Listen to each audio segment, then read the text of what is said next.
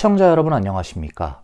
한 주간의 한인사회 주요 소식을 정리해드리는 KBN 뉴스 주간 브리핑입니다. 이번 주 첫 소식입니다. 연방정부 예산안을 둘러싼 여야의 치열한 대치 속에 결국 정부 업무 일부가 일시 정지되는 셧다운 사태가 발생했습니다. 필수 인력을 제외한 공무원들이 무급 휴가에 들어가게 되면서 공공서비스 중단 등 큰 불편과 혼란이 예상됩니다.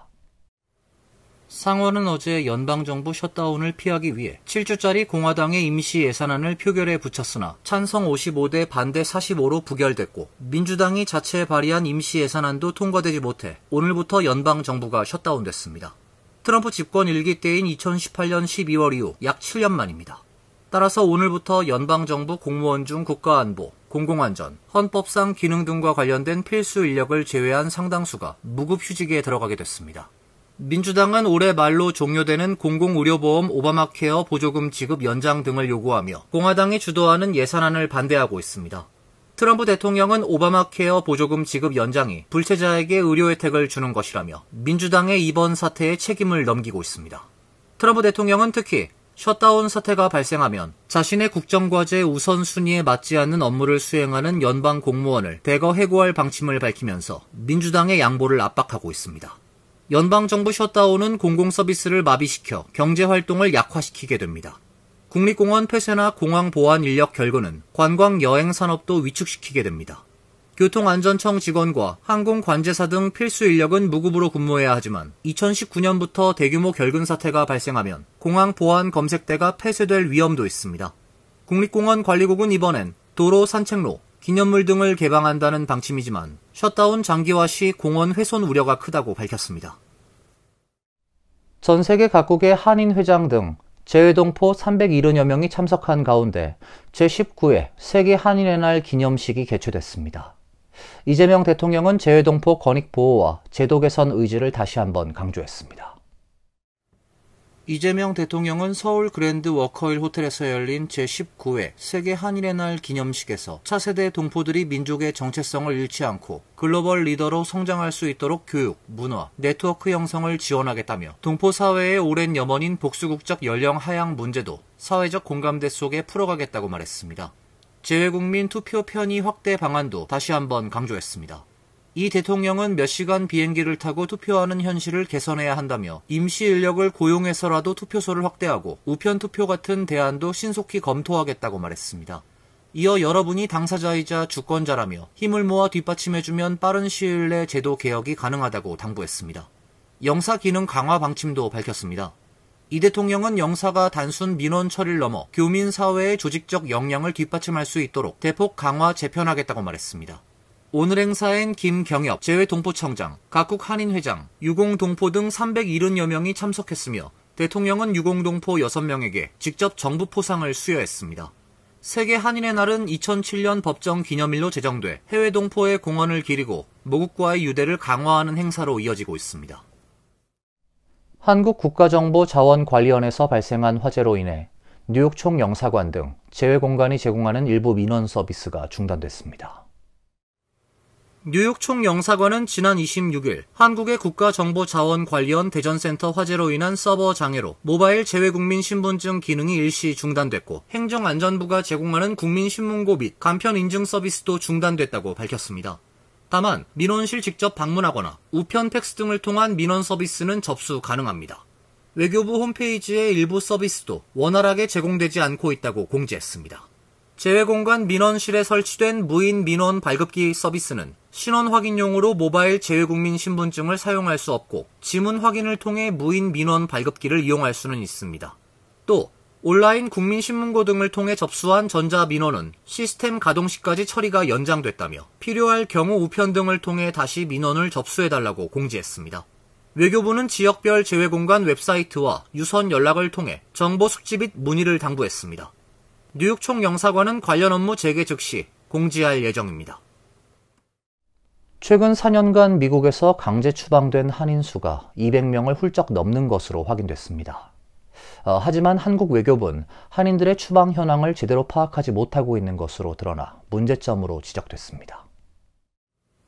한국국회 외교통일위원회 소속 김태호 국민의힘 의원이 어제 외교부로부터 제출받은 자료에 따르면 2021에서 2024년 ICE가 추방한 한국 국적자는 총 215명으로 집계됐습니다. 연도별론 지난 2021년이 71명으로 가장 많았고 2022년 27명, 2023년 61명, 2024년 56명으로 나타났습니다. 올해 도널드 트럼프 2기 행정부가 출범하면서 이민 단속 및 추방이 크게 강화됨에 따라 한국 국적 이민자 추방 건수는 더욱 증가할 것으로 예상되지만 한국 외교부가 미국 내 공관을 통해 파악한 재외국민 추방자 수는 15명에 그쳐 문제로 지적되고 있습니다. 외교부가 영사민원 시스템을 통해 파악한 연도별 한국 국적자 강제 추방은 2021년 6명, 2022년 2명, 2023년 2명, 2024년 5명 등에 그쳤습니다. 외교부는 한국 국적자 체포 구금 시 ICE가 공관에 자동 통보할 의무가 없다며 재외국민이 영사 조력을 희망할 경우에 공관에 통보하고 있기 때문에 실제 추방자 수와 공관이 파악한 수는 차이가 있을 수 있다는 입장을 밝혔습니다. 학교 폭력에 시달리던 10대 한인 학생이 스스로 목숨을 끊는 사건이 발생했습니다. 숨진 학생의 부모는 생명을 앗아가는 학폭에 대해서 단호하게 대처해야 한다고 호소했습니다.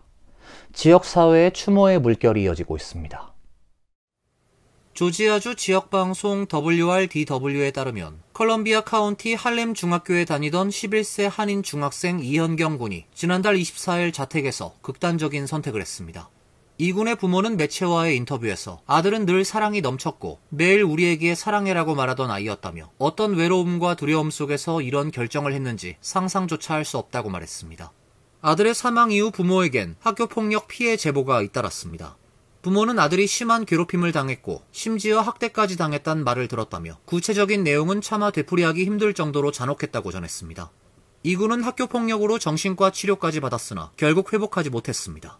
이 군은 버지니아에서 유년 시절을 보낸 뒤 초등학교 때 조지아 그로브타운으로 이주했습니다. 부모는 학교폭력은 단순히 성장 과정에서 있을 수 있는 일이 아니다라며 다시는 이런 비극이 반복되지 않도록 싸울 것이라고 강조했습니다. 지역사회에선 추모 티셔츠를 제작해 수익금을 유가족에게 전달하는 등 이 군에 대한 추모 움직임이 이어지고 있습니다. 미시간주의 교회에서 총기 난사 사건이 발생해 최소 4명이 사망했습니다. 용의자는 현장에서 사살됐으며 당국은 자택 수색과 휴대전화 기록 검토 등을 통해 범행 동기를 조사 중이지만 현재까지 알려진 바는 없습니다. 어제 오전 10시 25분께 미시간주 플린트 외곽의 그랜드블랑 타운십 모르몬교 교회가 총격과 방화 공격을 받아 최소 4명이 숨지고 8명이 다쳤습니다. 1명은 위중한 상태며 나머지는 안정된 상태입니다. 부상자 중엔 어린이도 포함되어 있는 것으로 알려졌습니다. 당국은 추가 시신을 수습 중이며 정확한 실종자 규모를 파악하지 못하고 있습니다. 당국에 따르면 총격범은 교회를 트럭으로 들이받은 뒤 내려 총격을 가하고 고의로 불을 질렀습니다. 트럭 뒤편엔 미국 국기 2개가 꽂혀 있었습니다. 법무부 산하 주류, 담배, 화기, 폭발물 단속국 관계자는 용의자가 가스를 이용해 화재를 일으킨 것으로 보인다며 폭발 장치도 소지하고 있었지만 사용 여부는 불분명하다고 설명했습니다. 용의자는 미시간주에 거주하는 40세 남성 토머스 샌퍼드로 경찰과 교전 끝에 현장에서 사살됐습니다. 해병대 대변인은 CNN에 샌퍼드가 2004년에서 2008년 하사로 복무했으며 복수의 훈장을 받았다고 밝혔습니다. 2007년 여름부터 몇 달간 이라크 자유작전에 투입된 적이 있습니다. SNS 계정에 따르면 샌퍼드는 기혼자며 자녀가 최소 1명 있는 것으로 파악됩니다. 도널드 트럼프 대통령은 SNS 트루소셜을 통해 FBI가 즉시 현장에 투입돼 수사를 주도하고 있다고 밝히고 이번 사건을 미국 내 기독교인을 대상으로 한 표적 공격으로 규정하며 우리나라에 만연한 이 폭력의 유행은 즉각 중단돼야 한다고 촉구했습니다. 에릭 아담스 뉴욕시장이 결국 차기 시장 선거 출마를 포기했습니다. 무소속으로 시장에 도전하고 있는 앤드류 쿠오모 후보는 환영했고 민주당 조란 맘다니 후보는 뉴욕 시민과의 약속을 저버렸다며 비난했습니다. 에릭 아담스 뉴욕시장은 어제 SNS X에 게시한 영상을 통해 저의 미래에 대한 언론의 끝없는 추측과 선거자금위원회의 수백만 달러 지원 중단으로 선거에 필요한 자금 조달 능력이 약화됐다며 우리가 이룬 모든 성과에도 불구하고 저는 재선 캠페인을 계속할 수 없다고 밝혔습니다. 아담스 시장 사퇴로 차기 뉴욕시장 선거는 조란 맘다니 민주당 후보, 쿠오모, 무소속 후보, 커티스 슬리와 공화당 후보의 3파전으로 치러지게 됐습니다. 아담스 시장의 사퇴로 아담스 지지층 표심은 쿠오모 후보 쪽으로 이동할 가능성이 큰 것으로 분석됩니다. 급진 성향의 맘다니 후보를 지지하지 않는 온건 성향 민주당 표심이 민주당 출신 쿠오모 후보를 지지할 것이란 전망입니다. 아담스 시장은 사퇴문에서 사실상 맘다니 후보를 겨냥해 우리 정치에서 극단주의가 커지고 있다며 큰 변환 환영할 만하고 필요하지만 여러 세대에 걸쳐 쌓아온 시스템을 파괴하는 것이 해답이라고 주장하는 사람들을 경계해야 한다. 그것은 변화가 아니라 혼돈이라고 말했습니다. 쿠오모 후보는 불출마가 쉬운 결정이 아니지만 그는 개인적 야망보다 뉴욕시의 안녕을 우선했다고 감사를 전하며 우린 무능과 무지로 도시를 파괴하려는 파괴적 극단주의 세력에 직면해 있지만 그를 막기에 너무 늦진 않았다고 아담스 시장 발언과 결을 맞췄습니다. 아담스 시장 사퇴가 선거 결과에 별다른 영향을 미치지 않을 것이란 관측도 있습니다. 투표용지가 이미 인쇄돼 사퇴 효과가 반감될 것으로 보이고 애초에 애덤스 시장 지지율이 투표 결과를 바꿀 수 있는 수준에 미치지 못했기 때문입니다. 뉴욕타임스와 시에나 대학이 지난 2에서 6일 뉴욕 유권자 1284명을 대상으로 실시한 여론조사 결과 맘다니 후보는 46% 지지율을 얻어 24%를 얻은 쿠오모 후보를 크게 앞섰습니다. 커티스 슬리와 공화당 후보 지지율은 15%로 나타났고 애덤스 시장은 9%를 얻는 데 그쳤습니다.